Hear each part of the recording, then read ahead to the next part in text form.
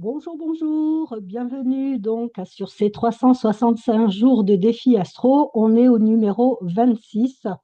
Je suis d'accord, je ne suis pas l'ordre, je ne fais pas une vidéo chaque jour. Je décidais que je ferai une vidéo quand j'aurai quelque chose de pertinent à raconter. Donc là, il me semble que j'ai quelque chose de pertinent à raconter puisqu'on est 3 jours après la fameuse éclipse lunaire du 14 mars, on est le 17 mars. Donc, petite question, comment ça va? Qu'est-ce qui s'est passé? Alors, j'ai 2 sons de cloche, hein, bien évidemment. Donc, il y a des personnes pour qui ça a été plutôt intense, hein, effectivement, émotionnellement. Et puis, j'ai des personnes qui sont passées comme ça entre les gouttes et qui, n'ont rien ressenti de spéciaux ou de spécial. J'avoue que ce sont surtout ceux qui sont passés entre les gouttes, ce sont surtout ceux qui ont pas mal de planètes en signe d'eau, puisque effectivement, cette, pleine lune et cette éclipse se passaient dans le signe des poissons. On avait l'axe poisson vierge. Et donc, j'ai remarqué que les personnes qui ont pas mal de signes d'eau dans leur thème s'en sont plutôt bien sorties. Bon, là, on est 3 jours après.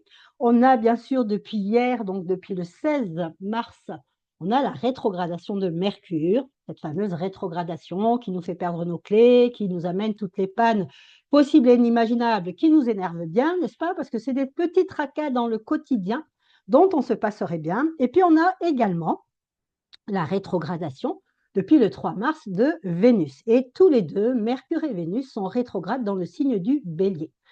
Premier signe là qui va arriver, on est le 17, donc dans 4 jours, on va rentrer dans ce signe du Bélier, donc ça me semble intéressant, pertinent d'en parler. Voilà. Donc, oui, régulièrement, on le sait, entre 3 et 4 fois par an, Mercure rétrograde, Vénus c'est un petit peu plus rare, Mercure rétrograde, donc là il va rétrograder, je vais vous donner les dates, ça on sait quand on va arrêter de perdre nos clés. Alors Mercure rétrograde donc du 16 mars au 6 avril, 3 semaines. Vénus c'est un petit peu plus long, Vénus va rétrograder, donc elle rétrograde à partir déjà du 3 mars jusqu'au 14 avril, donc plus ou moins 6 semaines. Voilà. Donc qu'est-ce qui se passe? Alors bien, en fait, Mercure, au-delà de la petite blague de perdre nos clés, n'est-ce pas? C'est la planète de la communication. Le signe du Bélier, c'est un signe qui est extrêmement, je vais dire, animal. Alors, j'ai mon soleil Bélier, donc je sais de quoi je parle, n'est-ce pas? Animal dans le sens où il est très instinctuel. Il va vraiment réagir d'une façon très impulsive. On le sait, hein, le Bélier est quelqu'un de très impulsif, mais il n'est pas impulsif pour être impulsif, il est impulsif parce qu'il est inspiré. Parce il hérite du signe avant les poissons une forme d'inspiration, d'intuition. Il a l'impression qu'il est connecté au divin et donc il reçoit les messages et puis directement, il n'y a pas de filtre avec le bélier, il n'y a pas de temps de pause, il n'y a pas de temps d'analyse, il va directement passer à l'action.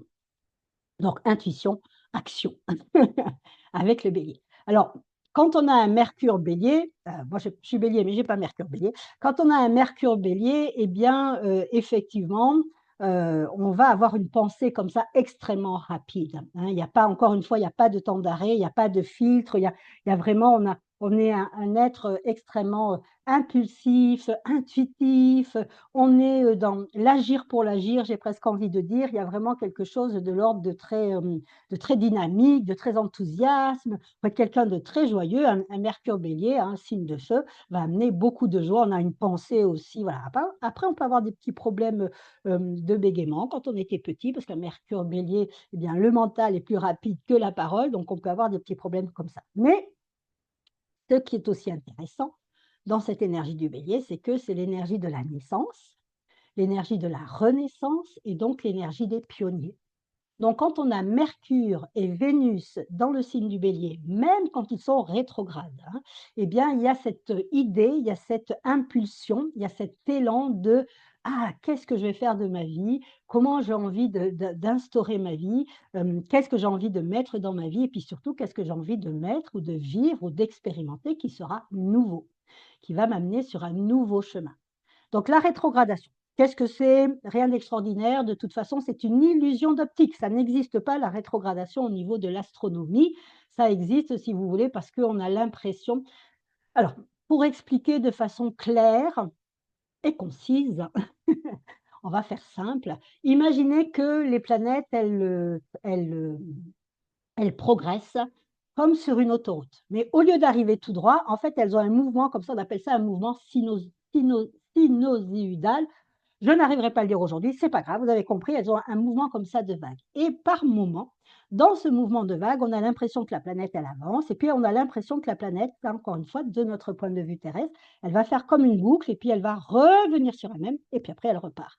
Et donc, c'est cette boucle, il y a donc deux temps d'arrêt, il y a un temps d'arrêt en bas, il y a un temps d'arrêt en haut, et puis il y a le retour, et c'est le retour qui s'appelle la rétrogradation. Bon, vous en fichez un petit peu, ça c'est quand j'explique mes cours d'astrologie, vous voyez juste que vous perdez vos clés avec Mercure, et puis là, avec Vénus, vous pouvez vous sentir un petit peu aussi chamboulé parce que eh ben, il y a des valeurs, il y a un système de vie que vous aviez mis en place peut-être depuis des années, puis là, il y a des choses qui ne fonctionnent plus, il faut bien le dire. Donc, qu'est-ce qui se passe? Eh bien, on va être invité dans cette période Mercure rétrograde et Vénus rétrograde. Alors, je vais faire une distinction avec les deux, bien évidemment, même si, encore une fois, en astrologie et l'astrologie que je pratique, tout est relié, il n'y a pas de séparation. Pas possible, hein. C'est un même mouvement et les planètes nous décrivent des mouvements différents. Donc, qu'est-ce qui se passe? Alors, Mercure, qu'est-ce que c'est? Mercure, c'est deux choses. C'est la planète de la communication et la planète du mouvement, des déplacements. La communication est une forme de mouvement en nous. Donc, quand Mercure est rétrograde, dans tous les signes, mais là particulièrement en bélier, mais dans tous les signes, quand Mercure est rétrograde, c'est l'invitation, encore une fois dans la boucle, hein, je m'arrête, c'est l'invitation de s'arrêter et de revenir, hein, la boucle, de revenir en soi. Donc, d'écouter comment je me parle à l'intérieur. Quel est le discours intérieur que je me tiens? Est-ce que c'est un discours plutôt fighter, vas-y, avance, n'aie pas peur, tu es une guerrière? Ok, avec le bélier, c'est tout à fait possible. Ou est-ce qu'au contraire, c'est un discours qui est plutôt, oh là là, fais attention, sois prudente, on ne sait jamais, voilà, hein, mets-toi en garde. Ou est-ce que c'est un discours plutôt, je n'y arriverai pas, complètement pessimiste, je n'y arriverai pas, je suis nul. Ça, c'est juste un mouvement intérieur, c'est votre discours intérieur. Ça peut être une autre sorte de discours, hein. Je vous ai donné les 3, on va dire, les 3 schémas, classiques que je rencontre quand je fais les consultations. Mmh.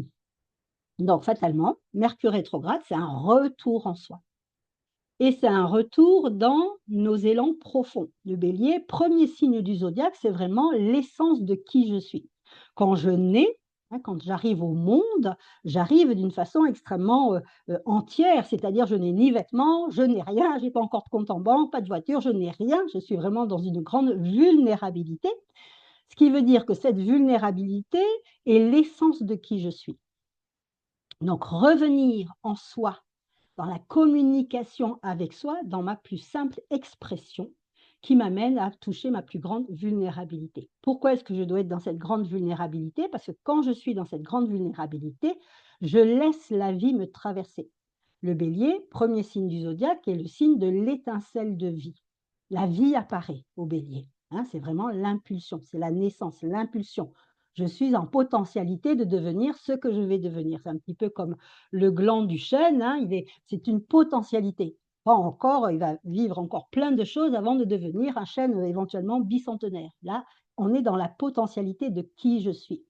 Et on va observer avec Mercure les pensées qui vont créer ma réalité. Si je pense, je suis une guerrière, vas-y, fonce, France, vas-y, tu peux le faire, ben, bien évidemment que mes actions, mes comportements vont suivre ma pensée. Si je pense, France, tu es nulle, tu es ratée, tu es complètement à côté de la plaque, encore une fois, vibratoirement, ben, on sent bien que ce n'est pas la même chose, et mes actions, mes comportements vont suivre ma pensée. D'ailleurs, c'est très simple, si je veux changer de comportement, vous l'avez compris, j'ai besoin de changer de pensée. C'est tout. J'en ai fait l'expérience il y a maintenant plus de 20 ans, où j'étais dans une grande rupture amoureuse. C'était la rupture de ma vie, je pleurais à chaudes larmes, voilà, j'étais vraiment dans des états absolument catastrophiques et je me suis rendu compte que j'étais dans des états catastrophiques et je pleurais à chaudes larmes quand j'avais la pensée, et vraiment, c'était vraiment une observation de ma part, quand j'avais la pensée de oh là là, tu l'as perdu, c'est terminé, on se reverra plus jamais, voilà, c'est terminé, c'est terminé. J'allais dans les abysses émotionnels et je pleurais, je pleurais, je pleurais. J'étais dans des états incroyables. Aujourd'hui, j'en ris beaucoup. À l'époque, j'en riais moins.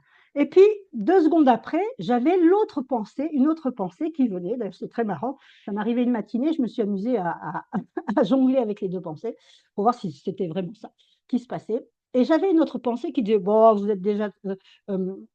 vous êtes déjà séparés plein de fois, vous êtes réconciliés, t'en sais rien, c'est peut-être juste une petite rupture comme ça, et puis dans 15 jours, il va revenir, t'inquiète pas».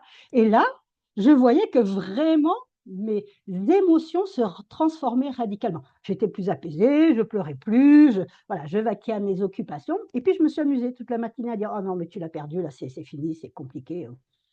Elle ne reviendra plus. Ce que vous vous êtes dit, non, franchement, c'était, voilà, c'était point de rupture», et hop, je repartais dans mes émotions de catastrophe et puis je m'amusais. Je disais: «Ah, mais non, mais tu sais rien. Tu es astrologue, tu es pas voyante, tu es français», et je voyais comme ça et je me suis amusée toute la matinée, encore une fois, à jongler avec mes pensées, et c'est là où je me suis rendue compte de la puissance de la pensée, la puissance de notre discours intérieur. Et c'est notre discours intérieur qui va créer notre réalité, qui va créer les comportements que je vais adopter, et ce sont ces comportements qui créent ma réalité. Donc le bélier, quand il revient comme ça, quand Mercure revient dans le bélier et qu'il est surtout rétrograde, quand il y a cette rétrogradation dans le bélier, il vous invite déjà à stopper un peu le mouvement. Si vous étiez parti hop, dans vos élans, hein, le bélier, on le sait, il part dans les élans. Si vous étiez parti dans vos élans, le bélier, il a 1000 idées de comment il va vivre sa vie. C'est un être comme tous les signes de feu, hein, c'est un être très créatif, hein.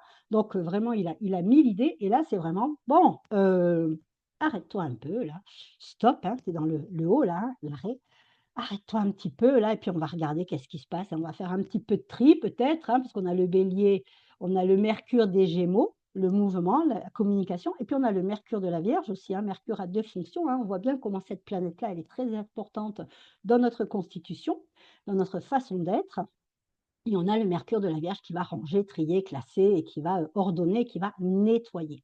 On peut se servir, quand Mercure est rétrograde, dans tous les signes, hein, on peut se servir de cette fonction de communication, d'introspection, et puis c'est le moment, et là donc on a tac, le deuxième Mercure qui arrive, on a effectivement la capacité dans cette introspection de faire du nettoyage, du tri, du rangement, de voir qu'on était parti un peu comme ça, comme une fusée, et puis là, il y a un arrêt, ben, c'est pas plus mal. D'ailleurs, quand je perds mes clés, ça veut bien dire que, ah, c'est peut-être temps que je reste chez moi, n'est-ce pas? C'est symbolique, hein, tout ça. Quand ma voiture me fait des soucis, quand mon ordinateur ne veut plus marcher, ça veut tout simplement dire qu'il y a un arrêt. Il y a quelque chose qui se passe qui va m'amener symboliquement à me recentrer. Ça, c'est pour Mercure.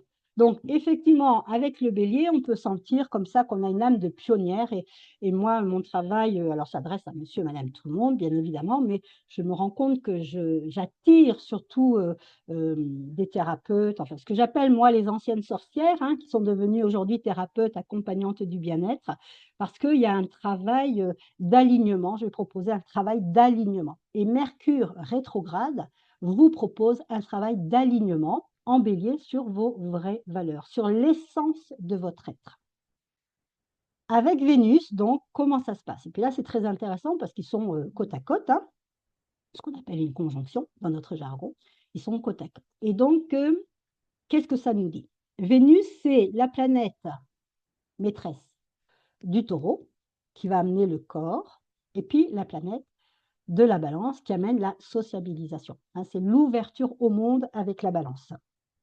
Donc, comment ça pourrait se passer éventuellement? Ça veut dire que quand Mercure s'arrête, et puis on va faire ce petit travail d'introspection, de revenir en soi dans nos vraies valeurs, eh bien, le message pourrait être: «Arrête de penser», hein, même si c'est compliqué d'arrêter de penser, mais arrête de penser, arrête de te projeter en avant, arrête de faire des projets, essaye plutôt de ranger, de trier, de voir où tu en es, et en fait, éventuellement, interroge ton corps. Vénus, Taureau, interroge ton corps, écoute plus tes ressentis, reviens en toi-même, va, vraiment, connecter qu'est-ce qui se passe au niveau de ton corps. Et là, je viens d'avoir une consultation que j'ai beaucoup aimée, encore une fois, le thérapeute, qui veut passer un échelon, un passage supérieur, qui jusqu'à présent fait de la consultation en individuel, hein, one-to-one, et puis là, elle veut créer des groupes, elle veut commencer à créer une méthode, etc.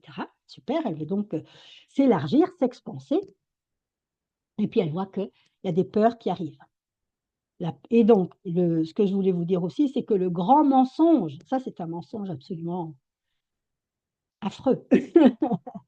Le grand mensonge du développement personnel, c'est de vous faire croire que vous devez éradiquer toutes vos peurs.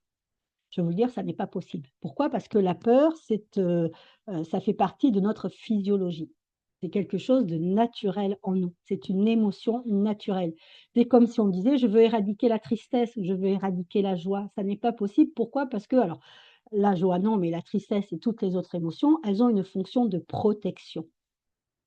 Donc, quand je suis avec un Mercure Bélier qui veut foncer, qui veut aller en avant, qui veut vraiment, hein, partir à 1000 à l'heure et que je suis dans une rétrogradation, je dois aussi effectivement, dans ce dialogue intérieur qui est le mien, voir un petit peu qu'est-ce que je suis, comment je suis dans ce dialogue, quelles sont les émotions qu'il y a dans ce dialogue-là. Et la peur, donc dans sa fonction de protection, elle veut m'éviter de revivre quelque chose qui a été douloureux pour moi. Donc ça peut être intéressant de rentrer dans cette, communication, dans ce dialogue avec soi-même. Et donc quand, je veux avoir, une validation, quand je veux être sûre que je suis dans le juste, dans ce travail que je fais, dans cette introspection, eh bien, comment est-ce que je peux savoir que je suis dans le juste? C'est le corps qui va valider. C'est le corps qui dit: «Ah oui!» Et d'ailleurs, hein, le jour, quand vous avez des prises de conscience, je ne sais pas si, voilà, si ça vous arrive ou pas, mais moi, je sais que quand j'ai des prises de conscience, je le sens en infraction de seconde, c'est d'abord le corps et ensuite le mental. C'est très rapide, hein, c'est vraiment clac-clac, hein, mais je le sens. C'est le corps qui hop et puis le mental qui dit: «Ah oui!» Voilà, hein. Et donc on voit bien comment ces 2 planètes, Mercure, Vénus, surtout quand elles sont dans le même signe et surtout quand elles sont dans la rétrogradation, peuvent être un moment, un espace comme ça pour s'écouter et se reconnecter, revenir vraiment dans son corps. Voilà. Donc, je pense que ça peut être, intéressant d'aller dans cette, comment je peux dire ça? Cette interrogation, merci, et boire un petit peu, un petit café. Ça peut être intéressant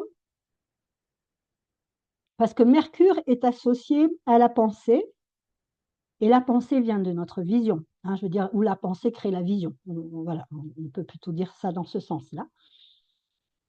La pensée crée la vision. Et donc, quelle vision j'ai de moi? Ça peut être intéressant en ce moment de se dire: «Tiens, quelle vision j'ai de moi?» Et puis en sachant que de la vision de moi découle de quelle vision j'ai des autres. Imaginons, je me sens toute petite, hein, je me dis: «Oh là là, je suis nulle, j'arrive à rien». Je prends cet exemple-là. «Je suis nulle, j'arrive à rien». OK, je me dis ça: «Je suis nulle, j'arrive à rien». Donc ça veut dire quoi? Ça veut dire que quand je regarde les autres, si je me sens petite, je sens que les autres sont grands. Je sens que les autres ont du pouvoir. Je sens que les autres peuvent être manipulateurs ou que sais-je. J'ai une vision de ça part de moi et puis je vais avoir une vision de ce moi qui va, irriguer et qui va, diffuser sur les autres. Bon, ça c'est intéressant. Et puis ensuite, qu'est-ce que j'ai comme vision par rapport au monde? Si je me sens petite et que je sens que les autres sont grands, le monde est dangereux, éventuellement. Et donc on voit bien que, quelque part, c'est pas juste la vision personnelle qu'il est intéressant d'aller travailler, c'est vraiment la vision élargie, hein, et encore une fois, que va dire le corps? Et il est crucial d'aller, ressentir et de passer par ce travail sur le corps. Lui, le corps, il ne ment pas. Le mental, on le sait, il peut nous raconter des tas de mensonges, il peut nous faire croire des tas de choses, voilà, il a une capacité d'imagination absolument formidable, incroyable, il est très créatif, c'est super. Le corps, lui, il est beaucoup plus basique, hein, c'est oui ou c'est non. Oui, ça je le sens, non, ça je le sens pas. Voilà, ça c'est très simple au niveau de la communication. C'est très pratique, on va dire, hein, parce que justement, il n'a pas cette capacité de mentir, il n'a pas cette capacité de nous raconter des histoires, il va vraiment aller dans l'essentiel. Ça, c'est OK. Là, c'est ouvert, mon corps se sent ouvert, il y a de la joie, c'est léger, c'est fluide. Ou au contraire, boum, ça devient lourd, ça se ferme, ça se contracte, on le sent, le corps se contracte, il dit: «Non, non, non, pas question». Bon, après, il faut aussi faire la différence entre quand j'ai une peur, par exemple, comme ma consultante de ce matin, quand j'ai une peur, voir si ma peur, elle est adaptée ou pas. En sachant encore une fois que la peur est un mécanisme de protection. Donc, tiens, de quoi je veux me protéger? C'est intéressant d'aller se dire, tiens, de quoi je veux me protéger? Oh là là, j'ai peur, là, je dois parler en public, là, puis j'ai peur du regard des autres, j'ai peur du jugement. Tiens, de quoi je veux me protéger? Ben, je vais peut-être me protéger de la honte, parce que justement, ben, j'ai peur qu'on vienne me reprendre, j'ai peur qu'on me dise, non, mais ce que tu racontes, c'est n'importe quoi, donc je veux me protéger de la honte. Donc, l'idée n'est pas que je veux, la peur n'est pas de me protéger du regard de l'autre, n'est pas de me protéger du fait de parler, de m'exposer, hein, peut-être de poser une action pour avoir une envergure plus grande dans mon business. La peur ne se situe pas là. Souvent, on va essayer de travailler justement à la surface. Non, la peur, elle me dit, oh là là, je te protège de autre chose, hein, que tu vas ressentir, quelque chose de beaucoup plus profond. Donc, ça peut être intéressant aussi d'aller interroger justement, si en ce moment vous avez toutes ces peurs, eh bien, d'aller les interroger. Voilà. Donc avec Vénus, quand on est avec une Vénus, Bélier, on est bien sûr dans des valeurs très guerrières, hein. Voilà, Vénus Bélier, elle fonce, encore une fois, c'est elle qui va aller draguer, ses copains, n'est-ce pas? Elle attend pas que ses copains viennent la draguer, elle va draguer ses copains. Elle sait ce qu'elle veut, elle est, franche, elle est directe, elle est, déterminée, elle a un côté très indépendant. Une Vénus Bélier va avoir un côté très indépendant. Si vous avez Vénus Bélier, ça doit sûrement vous parler, n'est-ce pas? Et alors, elle a un petit peu de mal dans les relations d'ailleurs à, fusionner avec ses partenaires parce qu'il y a toujours ce côté indépendant comme ça qui va venir sur le devant de la scène. Donc ça peut être un petit peu, voilà, un petit peu inconfortable, on va dire.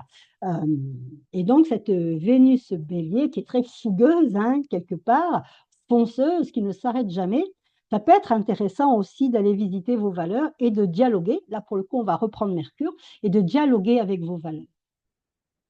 Pour voir encore une fois, qu'est-ce qui se passe à ce niveau-là, hein? Si j'ai dans mes valeurs, par exemple, j'ai la valeur du travail, je suis quelqu'un qui travaille beaucoup, hein, Vénus Bélier, hein, elle va toujours s'en mettre plus sur le dos, elle va foncer, elle va, faire 1000 choses à la fois, elle est un peu comme le Gémeaux, hein, mais bon là, c'est vraiment avec une intensité dans le travail, on est dans un c'est Mars, hein, on est dans une idée de force, hein, de passage en force. Si dans mes valeurs, j'ai vraiment la guerrière, je passe en force et puis je, et